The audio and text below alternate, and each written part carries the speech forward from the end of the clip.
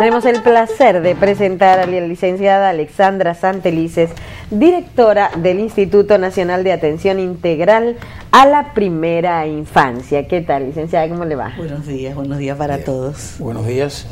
Este es un tema bastante, yo diría que para mí y para nosotros muy apasionado, porque atender a la primera infancia, y esa primera infancia que es la que está desprotegida, básicamente. O sea, no todos los niños de 0 a 5 años que tenemos en el país tienen problemas que necesitan asistencia. En este caso estamos hablando de los niños de familiares pobres, vulnerables. Esto se inicia con un decreto en el año 2013, pero se inicia real y efectivamente en el año 2015, donde se inauguran todos estos centros. Díganos el impacto primero en la medida de arrancar con un centro de esta naturaleza. ¿Cuántos niños están bajo la cobija de ustedes en esos centros que hay a nivel nacional? Bueno, bien, buenos días a todos los amigos televidentes. Mire, realmente ese es uno de los hitos y de los logros más importantes, porque en estos 15, 14 meses de trabajo, desde que se inician las operaciones del Instituto Nacional de Atención Integral a la Primera Infancia, enero 2015, a la fecha de hoy estamos atendiendo bajo diversas modalidades de atención a unos 43.256.000 niños. Okay. Realmente es un logro importantísimo, porque previo a la actual gestión gubernamental, de manera oficial desde el Estado, se estuvieron atendiendo entre 7.000 y 8.000 niños y niñas solamente. Es decir, que hemos prácticamente más que triplicado la cobertura de atención para esta población. Realmente la Ley de Seguridad Social 87-01 hablaba de estos tipos de centros. Pero esto parecería que va al margen de la Ley 87-01. Ciertamente. Lo primero que es plantear que la política pública, primero, como usted muy bien dice, de manera histórica en el país no tenía una política que definiera la atención y como prioridad la atención integral a esta población. En la ley 87-01 sí está previsto el trabajo con las estancias infantiles. Correcto. Ahora bien, estas estancias infantiles de la Seguridad Social se están dirigiendo a las familias que de alguna manera cotizan, ¿no?, al régimen contributivo, ¿no? Sí. Y realmente por mucho tiempo ha ido avanzando, ha ido evolucionando, pero no quizás al ritmo y a la demanda de la cantidad de familias que están bajo el régimen subsidiado. Okay. Ahora bien, esta política de primera infancia, que es el Plan Quisqueya Empieza Contigo, y desde donde surge el INAIPI, viene a responder a una población más vulnerable.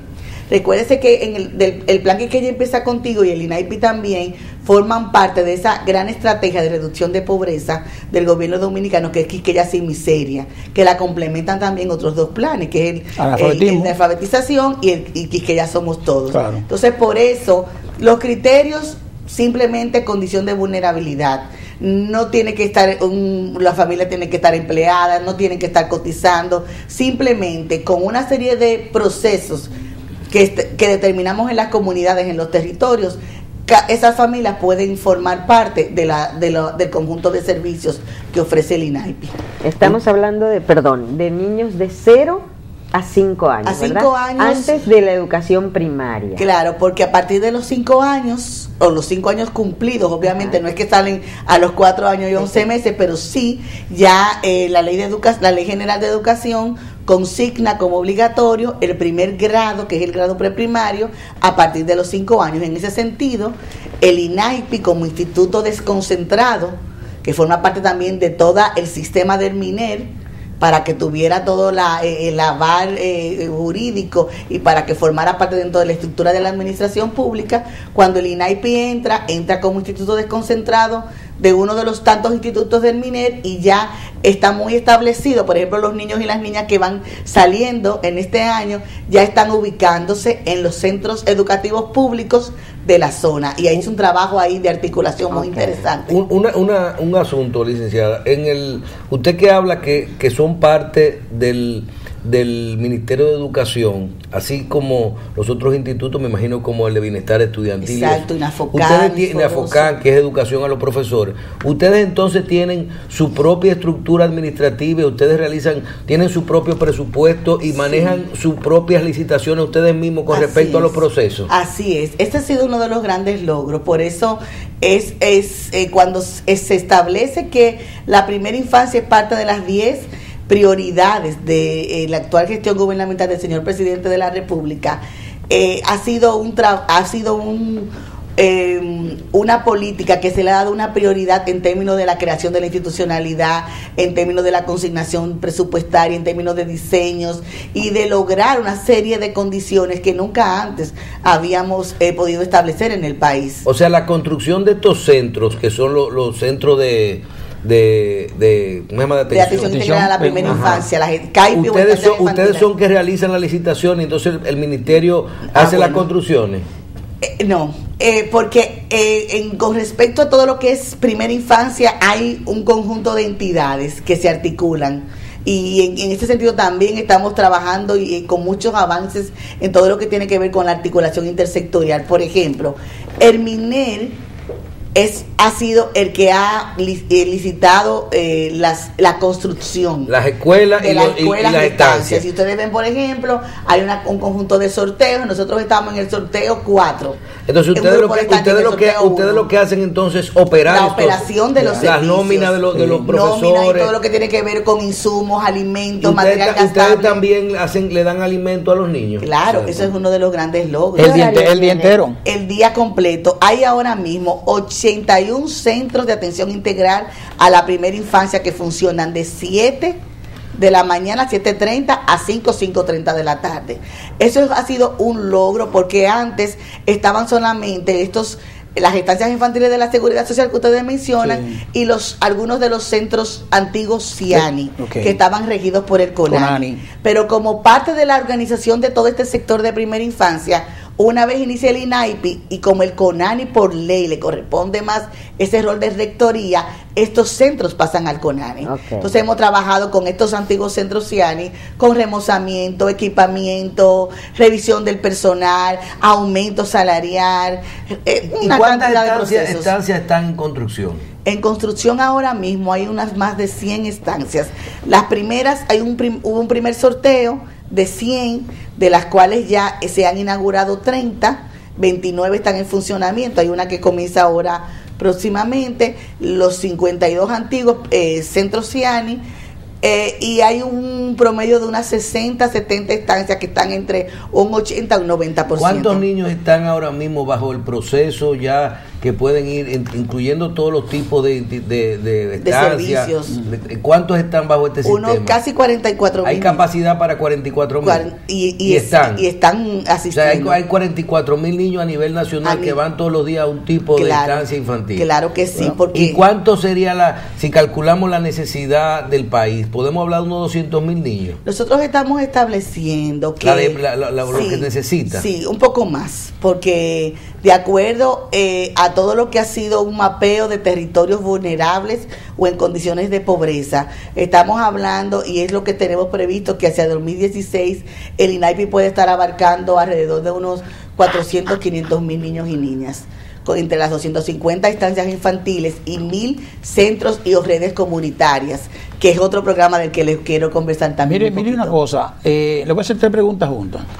A ver. Primero, ¿en qué punto no entraría en conflicto de intereses? Sí, usando la palabra para revelar, entre el CONANI y ustedes, no con la Seguridad Social, porque ya sabemos que aquellos son los que tienen lo que cotizan. 2, ¿bajo qué parámetros? Usted habló de algunos parámetros que se toman en cuenta para ver el nivel de vulnerabilidad que hay para seleccionar a un niño. ¿Cuáles son esos parámetros? O sea, ¿qué cosas califican para esto? Y número 3, realmente, ¿cuánto le cuesta al Estado promedio un niño de esto que va a un centro de eso? ¿Cuál es el aporte social que hace el Estado por eso? Muy bien. Lo primero es que justamente cuando hablamos del plan Quisqueya Empieza Contigo, de esta política pública que ha consignado todos los componentes para que sea una política pública completa, el tema legal, el tema institucional, el tema financiero, el tema programático, el tema técnico. Cuando se aborda el tema legal, lo que se pide al CONANI es que fortalezca su función de rectoría, que está prevista en la ley 136-03. Por eso los servicios pasan al CONANI y al INAIPI, perdón. Okay.